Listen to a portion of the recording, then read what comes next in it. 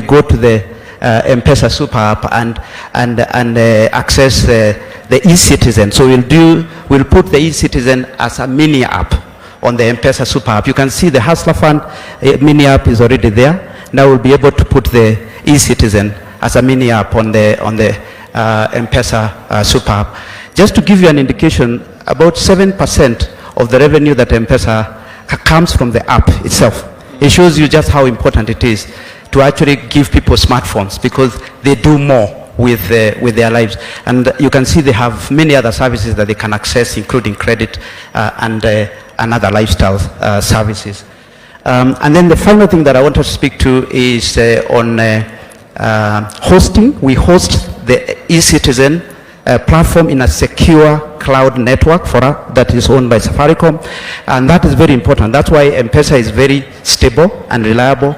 So we host the e-citizens in a way that is secure. So as we digitize the ecosystem, it's important to emphasize security. And we have one of the best cyber security defense center at Safaricom.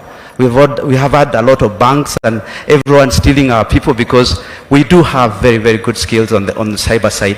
We also are now looking at IoT, which is Internet of Things, working with, say, utility companies or transport companies. This is how you connect devices so, for example, on non-revenue water, we are working with EDOAS, for example, as a test and as a pilot to make sure that they can get a solution that allows them to reduce the non-revenue water. We can work with the Port Authority and others in terms of, and even the KRA in tracking transport. Good. Thank you very much, Peter. I think that's quite a good story. And I agree with you that cybersecurity is going to be the next big thing. As we transit government services onto the digital platform, we must be careful that it is secure. We appreciate what Safaricom is doing, but I've already instructed Waziri here to work with his team to make sure that we have a backup of all the services of government at the DOD, and we have another backup at a secure place, which I have told you where. You're going to have several backup facilities, and that because of the sensitivity of this platform, now that the whole of government is moving into that platform, security becomes front and center. And I have told Waziri here to consult with his colleague Owalo, so that we can consolidate the whole of the e-citizen platform at the Ministry of Interior, so that we are also seized of the security requirements that are necessary to secure the delivery of government service on a platform that cannot be accessed by people who don't have to. That's great, Your Excellency, and we'll continue to work with the team. The final one is the communication itself. So we've worked with PHB Talk and the rest of the team in terms of coming up with the comms. And you've talked about the channels that we can enable, including the communication. We are experts in driving brand. You know what we did with Hustler Fund. We can also support on this, and very, very happy to be involved. Thank you, Peter. Your Excellency. Thank you. Thank you, Your Excellency. We now welcome you to the world of digital content creators. Your Excellency, these are among the 1,000 jobs that have been created by digitizing.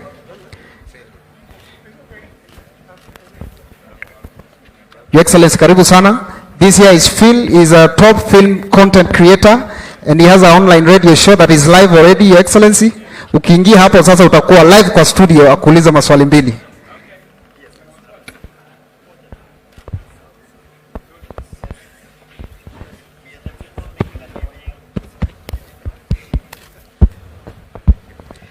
We are the people making a living out of the internet connectivity and digital content creation. And on this channel, we just have conversations with men and women who've achieved success so that we understand the path that they took. Tunataka kujua, how does one man out of 50 million Kenyans become the president of the Republic of Kenya? What constitutes, what's the DNA of such a man? Is it their upbringing? What virtues? What culture did you have? Yeah, we want to know, how did you get here? How did you achieve success? First, let me tell you, I'm just an ordinary Kenyan, like all other Kenyans. You don't have to be special. You don't have to be super. You don't have to be genius. You just need to be a simple Kenyan to be able to get where others get. And let me also tell you that we're all equal, both before God and before our Constitution. And you don't have to be special to achieve, or you don't have to be extraordinary to achieve extraordinary things. You can be ordinary, but still achieve extraordinary stuff. And being a leader is just like being an artist. I would also ask you, how did you, out of 50 million Kenyans, be the special guy that you are in your field? Manzi. So it's just all of us are special in our own way. All of us have talent gifted differently. Not everybody can be president. Not everybody can be an artist, a good artist like yourself. It is just the paths people choose. But that does not make you extraordinary or special. It's just that you have an opportunity. God brings opportunities across. Hard work, determination, focus, drive, passion, takes you there. But you have to be available to do what you must do. Let me say this, that those of us who have the privilege to serve in certain categories, it is not because we are special. No, it is because we have opportunity.